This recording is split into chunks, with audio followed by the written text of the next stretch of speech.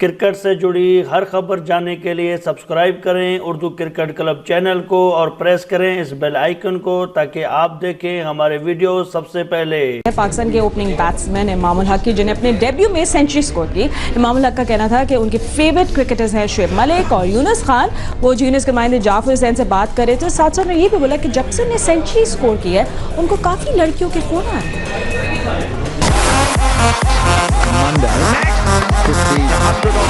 It's been an honor for me to play for Pakistan। हर एक जो नया लड़का कह सकते हैं आप, उसकी एक मेरे ख्याल से ख्वाब होता है कि to represent your country and it was also my dream और अल्लाह ताला ने आज मेरी पूरी करवा दी।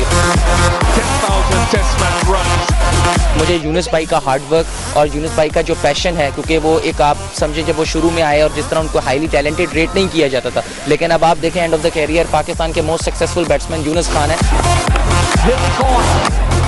मुझे शुएब भाई टीम में मुझे बहुत पसंद है, जिस तरह वो हमारा ख्याल रखते हैं, जिस तरह वो आपको, क्योंकि जब आप देखें जब आप पहला टूर होता है उसमें आपका सीनियर से आप काफ़ी डरते हैं, लेकिन मेरे ख्याल से मैं सबसे ज़्यादा कंफर्टेबल होता हूँ शुएब भाई से।